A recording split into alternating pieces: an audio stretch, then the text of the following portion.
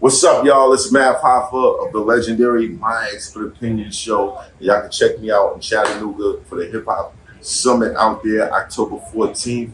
I'll be there. I hope you're there too. Salute. It's all around. Look around you, man. You can find inspiration. You can find discouragement. It all depends on you. Perception is everything. Some people just hear another song. Some people hear the greatest. A nigga used to have no chill. Nowadays I bump side A. Traffic going bumper to bumper, stuck on the highway. We all were in a similar path, and then I took another path and I separated from them. Right. So at the time you have this young artist that's with you. You start to change your life. What happened to that relationship? Oh, he rolled with me because he ain't give a fuck what I thought. He's like, this got a deal. We going on tour. We rhyming. You know what I'm saying? He ain't give a fuck. And to be honest with you, I got to tell this story that before, like, we had just come back from London, and you know, we were doing, we were going to different markets doing radio, and actually I was on tour. We started the tour, and you know, I wasn't a Muslim, I wasn't an Ansar, I was none of that, but I was going to masjids and stuff like that with this woman from London whose name is June, and she recommended that I buy some books like, you know, the 5 Pillars of Islam, just to learn the basics. So I came back with that mentality, and but not fully, because, you know, we came downstairs one time to have breakfast in this hotel. So we were eating breakfast, and I ordered bacon. And Jay, you know, a lot of his people, you know, they have 5% background. So he was like, yo, man, why you keep eating that swine? Like, you know, you this, that, and all that. I was like, man, I eat what I want. You know what I'm saying? You know what I'm saying? It bacon, tastes good. Hell yeah. And pork bacon is delicious, man. You know what I'm saying? So We're laughing at sin. So to some people. Right. So I basically, you know, eventually, you know, I saw he's the one that really like, yo, man, you should stop eating pork, man. And it really personified when I did the Hawaiian Sophie video. If y'all looked at it, there was a part where we had a big ass hog on a rotisserie, and we were looking at it, and Jay was like, and I was like, yeah, that was the point. Yeah. That was the point. I stopped eating pork. Wow. Yeah. Wow. Yep. A student becomes a teacher. All the time. But, Awesome. you know. But I could imagine that y'all used to exchange knowledge all the time. You're learning new things, he's learning new things. You have these conversations.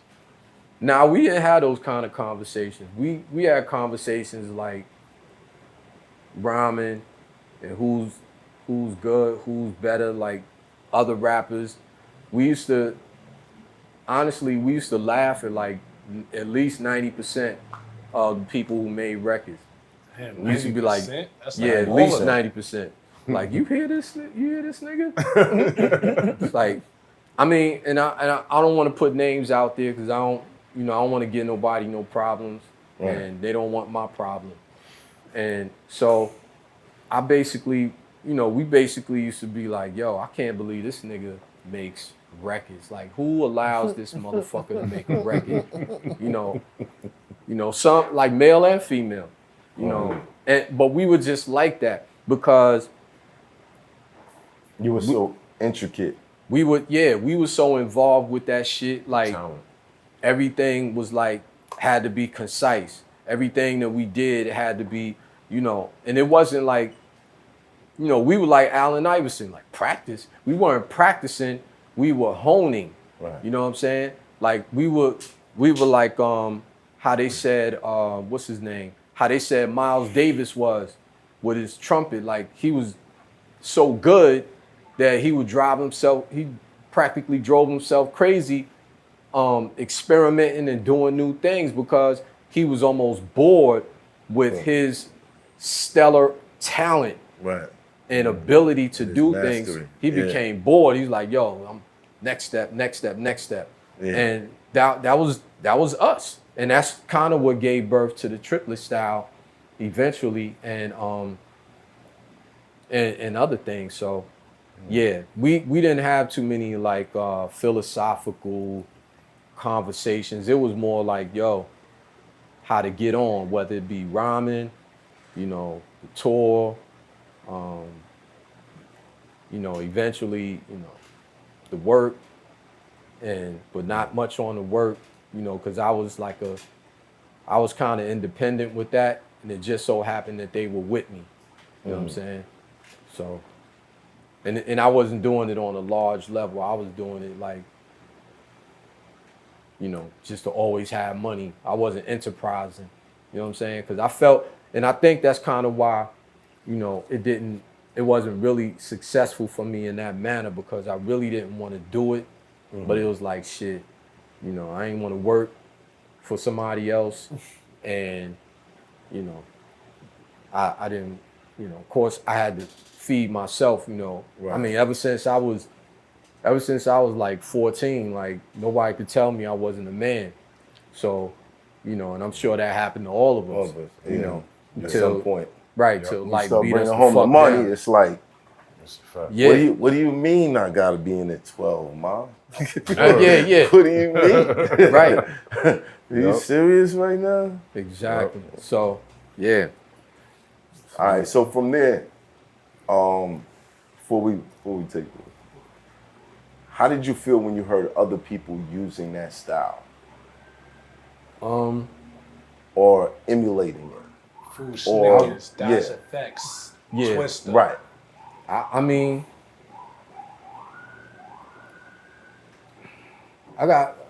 so I felt it was flattering, but it was a little disheartening because in all reality, EMI wasn't great at marketing rap.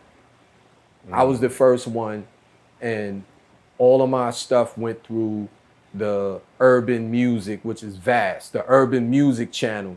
You know what I'm saying? So that was with the OJs and Najee. Y'all remember Najee, the sax player? Yeah. Right. So my music is being promoted with that.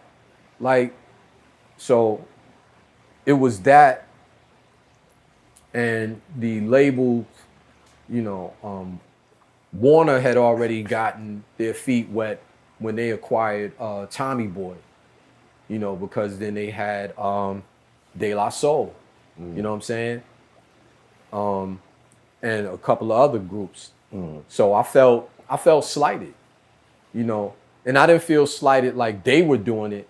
I felt slighted that EMI didn't do enough to make me the poster child, if you will, for the triplet style, which I was supposed to be, in which, you know, everything comes full circle.